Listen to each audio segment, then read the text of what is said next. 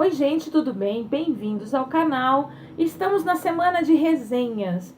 Já tivemos aí algumas resenhas e hoje eu vim falar com vocês desse livro, A Garota Dinamarquesa. Eu abri um processo de discussão aqui no canal sobre a Garota Dinamarquesa. Eu fiz a leitura no leitor digital, um arquivo que eu peguei no site, depois eu deixo descrito aqui embaixo o site que vocês podem encontrar. Eu abri no mês de março uma troca de e-mails e um bate-papo sobre toda a temática trabalhada na Garota Dinamarquesa, tá? Então nós tivemos o filme que alavancou a venda do livro, que estava um pouco apagada no mercado, não se falava, pelo menos no Brasil, muito disso, que fala de um homem que faz aí nesses primórdios, essas tentativas sobre a mudança de sexo. E como foi difícil encarar isso numa época que a sociedade não aceitava muito mais, de uma forma muito mais complexa como é hoje até. Hoje o tema pelo menos é discutido, muitas coisas já aconteceram, a ciência toda já trabalhou pelo bem-estar das pessoas que desejam realmente a mudança de sexo. E conta a história de dois artistas, na realidade. E como eu fiquei meditando sobre isso, como a alma do artista é muito complexa, né? E como a sensação da sexualidade, da sua mudança, pode vir desde cedo.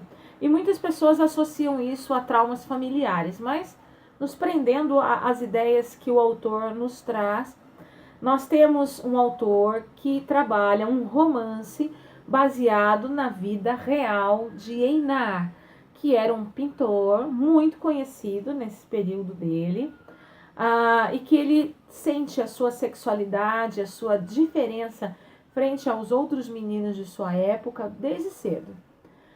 Então, alguns elementos são reais da história. Ele perde a mãe, é criado com o pai, a avó. O pai bate nele porque pega ele na beira do fogão com o avental da avó. Ele tem trejeitos extremamente femininos para um período de infância. E ele é muito franzino, magro, branquinho. Ele é todo delineado de um modo feminino. E ele tem essa dificuldade de socialização desde cedo. Ele tinha um amigo que ele já teve a experiência de um beijo nessa infância e dessas sensações de estar próximo de alguém que lhe dê prazer, não o sexo em si. Então o autor já deixa claro que é um romance baseado em elementos de um diário, de uma vida real dessa pessoa que fez sim a sua cirurgia de mudança de sexo. E neste começo de livro é citada então a presença de Greta na Dinamarca, onde ela ela conhece Einar e onde ela cria essa vontade de ficar com ele. Ela é uma mulher à frente do seu tempo e por obrigações, a família, ela tem que voltar nesse período de guerra, ela volta para casa, mas deseja muito estar lá com Einar, ela se declara para ele, ela é o oposto dele, ele é franzino, delicado, ela é alta, grandona, grandalhona, ela diz que ela tem pés compridos, enfim, ela tem já ao entendimento de quem lê, pelo menos o meu foi assim, da nossa roda de discussão, ela é mais masculina e ele muito mais feminino. Isso são características deste livro que eu li. Então ela faz esse vai e volta, fala da vida dela antes de estar com Einar, que ela se casou para fugir dessa coisa da casa, acabou tendo um filho que ele morreu um dia depois do parto.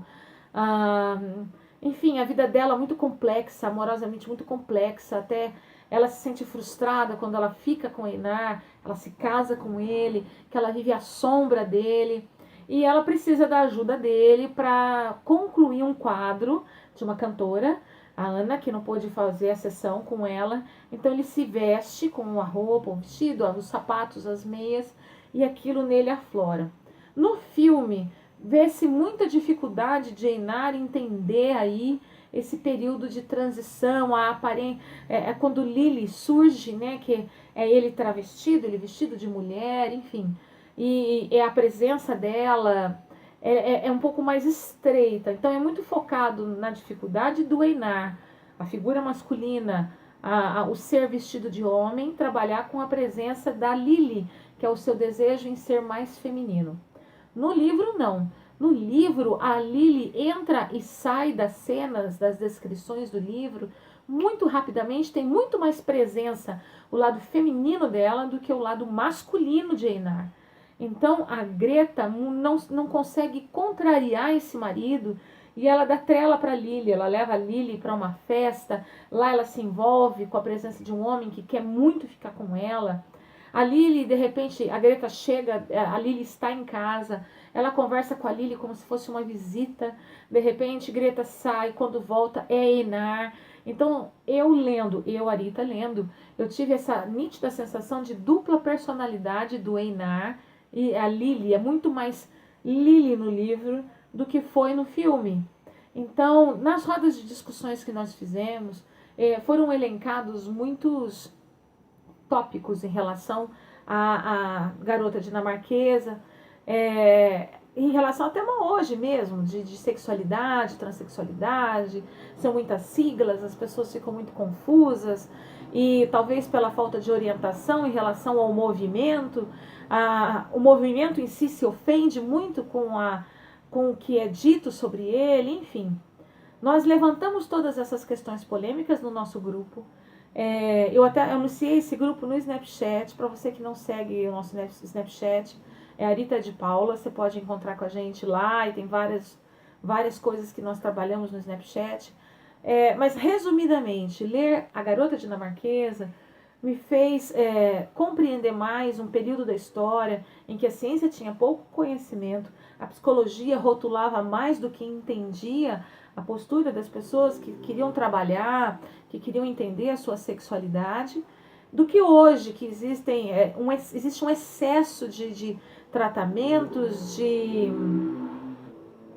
do que hoje que existe um excesso de tratamentos, não tratamento que eu falo como as pessoas falam de cura gay, não, como tratar o movimento, quem é trans, quem é lésbica, quem é gay, as siglas, fica muito confuso. Então aqui eu não tomo partido de nada, estou só dizendo que para mim o entendimento do psicológico do Einar retrata muito como foi a dificuldade naquele período de se ver, sou masculino, sou feminino, todo um contexto.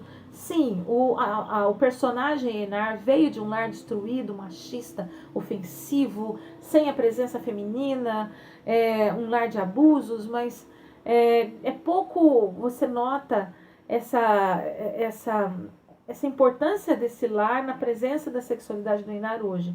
Ele já era assim, então ele queria se entender. No filme, o que eu acho muito louvável é essa expressão do ator em buscar o movimento feminino, buscar como é ser feminina para se entender.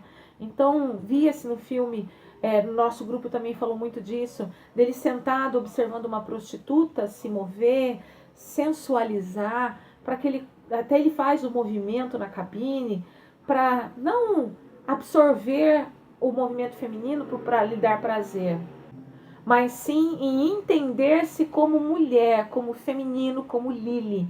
É muito polêmico, é um livro assim que eu não aconselho para menores de 16 anos, também devido a esse debate, essa temática, a problemática com a religião, na família. Hoje, vocês, meus alunos que assistem, eu acho que uns 16 anos dá para trocar uma ideia legal sobre isso, já que também é roda de discussão para quem está em ensino médio, virando faculdade, enfim.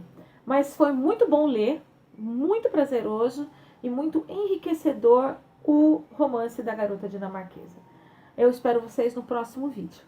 Tchau!